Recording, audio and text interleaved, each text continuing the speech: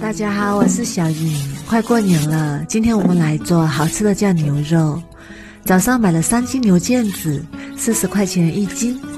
首先倒入清水浸泡2個小時，泡出血水。接下來我們準備香料，1把小蔥切成小段，裝入碗中備用。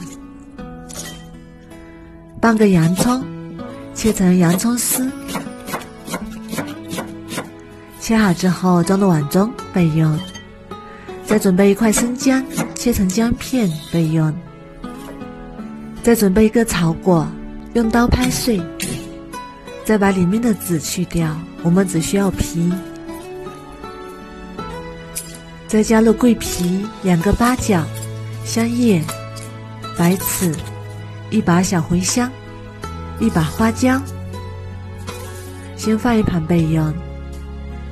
牛肉已經泡好啦，再把它清洗乾淨，用清水多洗幾遍，清洗乾淨，然後控乾水分，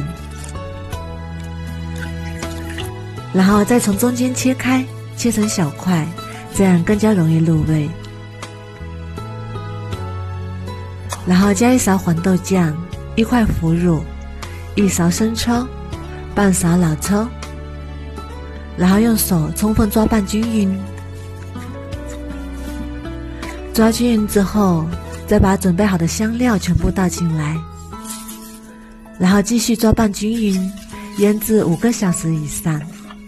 也可以放冰箱裡隔夜醃製，更加容易入味。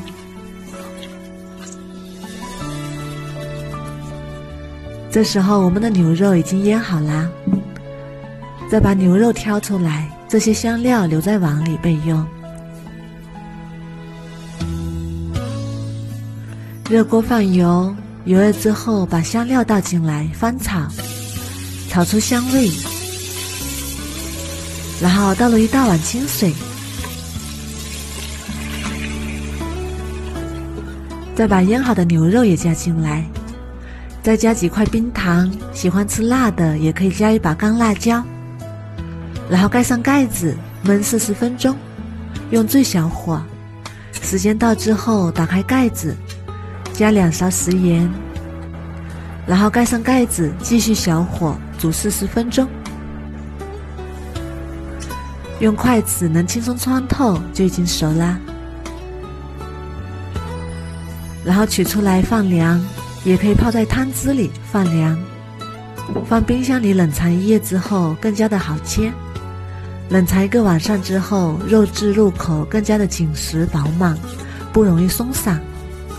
這樣做的醬牛肉醇香入味，醬香濃郁，不散不柴。